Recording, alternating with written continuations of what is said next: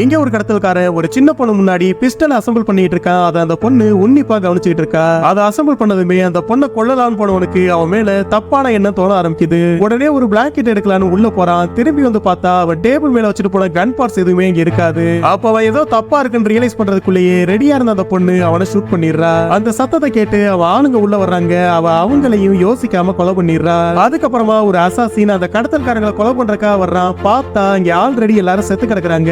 உடனே அவன் காரணத்தை எல்லாம் யோசிக்காம இருக்க பணத்தை மட்டும் எடுத்துட்டு கிளம்பலான்னு முடிவு பண்றான். அப்ப பின்னாடி இருந்த கபோர்ட்ல இருந்து சத்தம் வருது. திறந்து பார்த்தா அந்த பொண்ணு இவனையும் கொல்றதுக்கு ரெடியா இருக்கா. அதை பார்த்த அசாசின் அவன் கண்ணை கீழே இறக்கிட்டு அந்த பொண்ணை அவனோடய கூட்டிட்டு போயிடுறான். அங்க இருந்து பல வருஷம் கழிச்சு அந்த அசாசினோட ஆளுங்க ஒரு டானோட பையனை கடத்தி வச்சுட்டு பணம் கேட்கறாங்க. பணத்தை வாங்குறதுக்கு அந்த பொண்ணு மட்டும் தனியா அந்த டானோட இடத்துக்கு போறா. அப்ப அந்த டான் ரொம்ப நக்கலா உனக்கு பணத்தை கொடுக்க வர சொல்லின்னு சொல்லிட்டு அவளை அடிக்க ஆரம்பிக்கிறான். ஆனா ட்விஸ்ட் என்னன்னா அவளும் பணத்துக்காக அங்க போயிருக்க மாட்டா. அவ போன்ல இருக்க கத்திய வச்சு அந்த டானையே சொருகிரு.